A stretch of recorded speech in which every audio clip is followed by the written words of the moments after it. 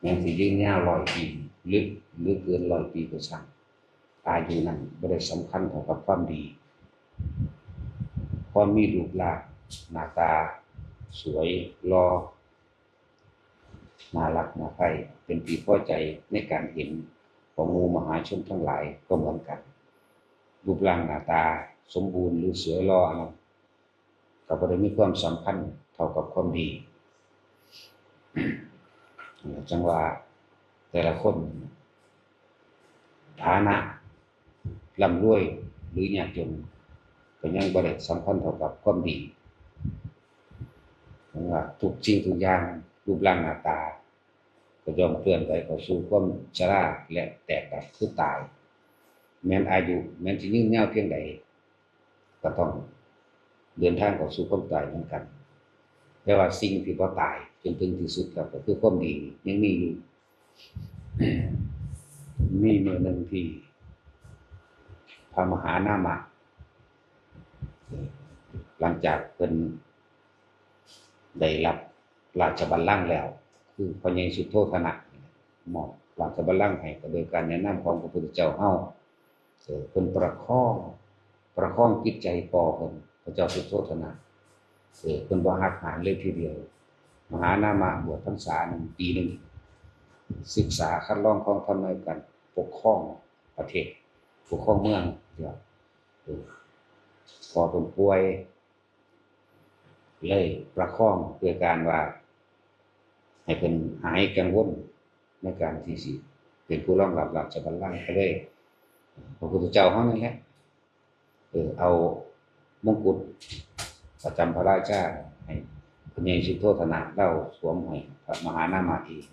มหานามะสึกไปบริหารบ้านเมืองด้วยความเป็นธรรมมาตลอดด้วยทัศพิธราชธรรมด้วยความเป็นธรรมมีเมตตา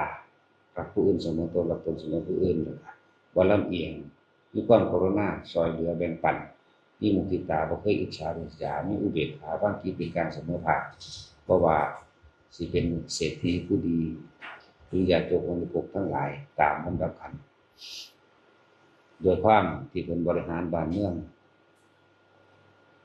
เมื่อหนึ่งพระพุทธเจ้าเสด็จไปอยู่วัดยังละลารามลืมชื่อแล้วนิโคธารามเพิ่นก็เข้าไปถวายอาหารภัตตาหารต่างๆกับหมู่ภิกษุสงฆ์จำนวนหมื่นแต่ละเกิดความวิตกกังวลขึ้นมาอันหนึ่งได้ถามพระพุทธเจ้าว่าข้าแต่พระองค์ผู้เจริญตัวผู้ข้าเองบ่ได้ระลึกนึกถึงพระศาสดาเลยบ่ได้ระลึกถึงธรรมเลยบ่ได้ระลึกนึกถึงพระอริยสงฆ์สาวกของพระศาสดาเลยมีความวิตกมีความกังวลอยู่แต่ละมื้อพยายามแล้วพยายามอีกตั้งแต่สิเฮ็ดให้ผู้อื่นได้รับความอยู่ดีมีสุขได้รับความเสมอภาคได้รับความแบ่งปันต่างๆมีแต่จิตใจเพ่งอยู่กับสิ่งเหล่านี้แต่ละมื้อบ่ได้มีเวลาในการคิดถึงพระองค์เลยพระพุทธเจ้าว่ามหาบพิตรบ่ต้องกังวลเลยที่มหาบพิตรถามว่าสัมปรายภพของตัวเองว่าเมื่อแตกกายทำลายขันธ์แล้วสิไปตกสู่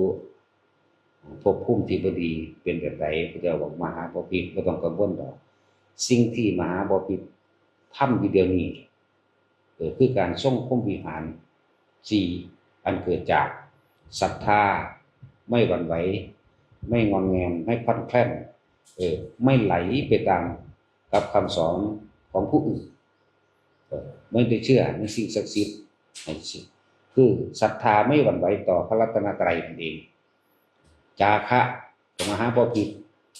บริจาคทานโดยบ่หวังสิ่งใดตอบแทนมานี่จะเป็นจาคะมาตลอดนี่คืออยู่ในธรรมจริงๆแล้วศีลก็มีอยู่พึงรักษาละเว้นอยู่สุตตะคือการได้ยินได้ฟัง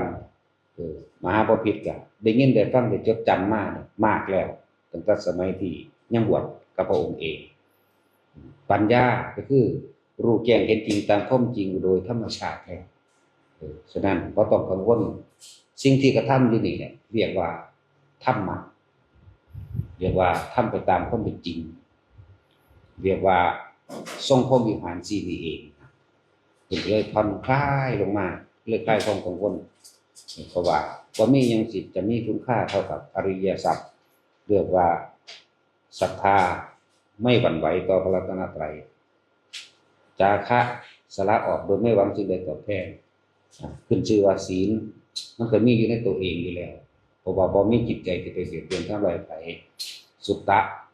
การสั่งสมคำสอนการสั่งสมธรรมะของพระศาสดาก็มีมาแล้วในเต็มปีละปัญญาคือรู้ตามความเป็นจริงแล้วรอบรู้ตามความเป็นจริงในหลายๆอย่างบอกบ่ต้องกังวลเลยอันนี้สมัยนั้นสมัยที่เป็นเมืองครองราชของเมืองอยู่พูนล่ะถึงเขาแก่ชรามาแล้วจังมหานามาจังไปมีเมียที่เป็นนางทาสเป็นทาสคนหนึ่งจนเกิดว่าได้ลูกสาวคุณ ชื่อว่าวาสภราชกัญญาจังได้มาเอามาให้พระเจ้าปัสเสนเมื่อให้พระเจ้าปัสเสนมาได้ลูกชื่อว่าวิทูธภะจนกว่าวิทูธภะเลยมาขาล้างทำลายตระกูลสักยะกรุงกบิลพัสดุเองแต่มหานามะนั้น วิทูธภะเป็นผู้ขาล้างเผ่าพันธุ์หรือโคตรตระกูลพระพุทธเจ้าเฮานี่แต่ว่ามันก็บ่เบิดดอกความจริงนะก็จับเอาพระเจ้าตาคือมหานามะนี่มามือนึงคือบ่ยอมเสวยภัตตาหารหยังเสวยอาหารรวมตัวกันจะเกลือแท้ตอนเช้ามื้อนึงก็เลยพยายามสิคุ้มให้พระเจ้าตาคือมหานามะกินข้าวนำแต่ว่าเพิ่นก็ยังธรรมดาล่ะเขาสากยะวงศ์แปลว่าผู้ถือยศถือเกียรติถือศักดิ์ศรีว่าของเหนือกว่าไผพวกนี้เลยทำทาว่าเดี๋ยวเมื่อโตม่อมแม่มเปื้อนฝุ่นขอลงไปอาบน้ำสักวันว่าซั่นเมื่อลงเข้าไปในน้ำถึงวังบ่อนอันที่ลึกอันนึงม้วนผมตัวเองแล้วก็ใส่นิโคตินของตัวเองคั่นเกี่ยวกับม้วยผมแล้วก็พยายามที่สิเป็นยังไงว่าขอตายสิดีกว่าที่ไม่กินกับลูกทาสเข้าใจว่าจังซั่นลูกทาสกับลูกเจ้าของนั่นแหละมันลูกไผดอกนี่แหละคำว่าสักกะยะผู้ถือตนถือโตอยู่เท่มันธรรมดานี่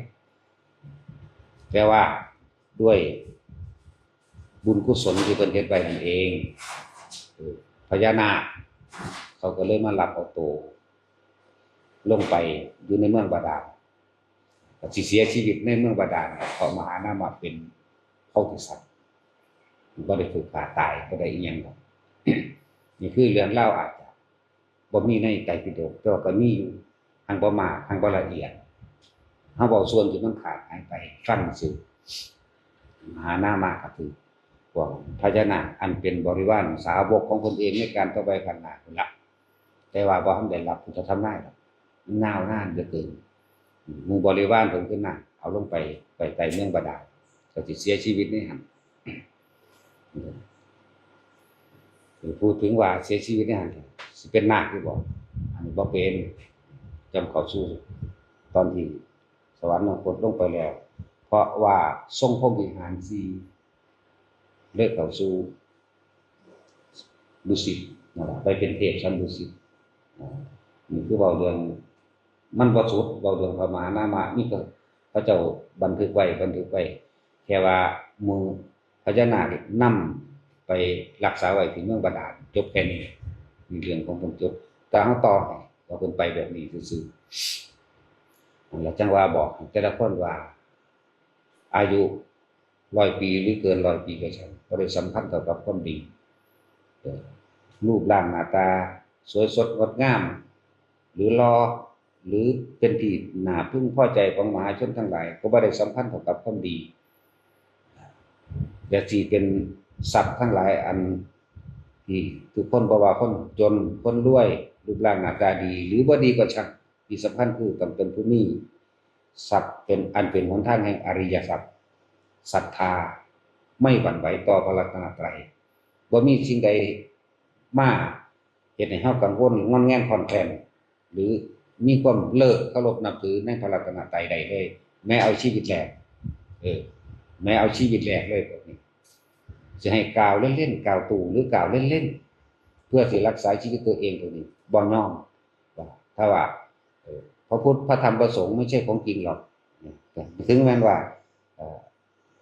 มีพวกโจรหรือมหาโจรพ้นพ่านพวกนึงที่มากล่าวว่า